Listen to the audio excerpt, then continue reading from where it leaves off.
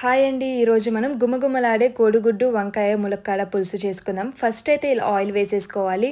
అందులోనికి ఒక ఎండుమిర్చి, కొంచెం జీలకర్ర, కొంచెం ఆవాలు, 2 వెల్లుల్లి రొబ్బలు, అలానే కొంచెం కరివేపాకును వేసుకోవాలి.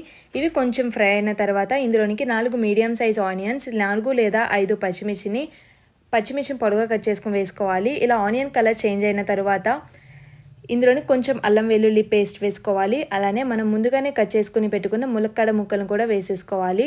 వేసుకున్న తర్వాత ఇందులోనికి కొంచెం పసుపు, తగినంత ఉప్పుని వేసుకోవాలి.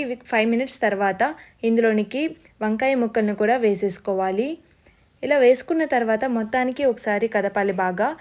తర్వాత మనం బాయిల్ చేసుకుని పెట్టుకున్న ఎగ్స్ని కూడా వేసేసుకోవాలి. నేనైతే 7 ఎగ్స్ని తీసుకున్నాను. ఎగ్స్ని కూడా ఇలా వేసేసుకున్న తర్వాత ఇందులోనికి 2 స్పూన్స్ కారాన్ని వేసుకోవాలి. కారం వేసుకున్న తర్వాత ఇందులోనికి ఒక చిన్న గ్లాస్ వాటర్ వేసుకుని బాయిల్ చేసుకోవాలి. ములక్కాడ ముక్కలు బాయిల్ అవుతాయి అన్నమాట, బాగా ఉడుకుతాయి. సో వాటర్ వేసుకున్న తర్వాత ఒక 10 మినిట్స్ తర్వాత మనం నానబెట్టుకున్న చింతపండు పులుసుని వేసేసుకోవాలన్నమాట. ఇలా ఒక 30 మినిట్స్ ఉడికితే సరిపోతుంది మనకి. లో ఫ్లేమ్లో పెట్టుకుని ఉడికించుకుంటే టేస్ట్ చాలా బాగుంటుంది. సో మనకి లాస్ట్లో కొంచెం కొత్తిమీర వేసుకుంటే మనకి ములక్కాడ వంకాయ కోడిగుడ్డు పులుసు రెడీ అయిపోయిందన్నమాట. టేస్ట్ అయితే చాలా బాగుంటుంది. మీరు కూడా ఒకసారి ట్రై చేయండి.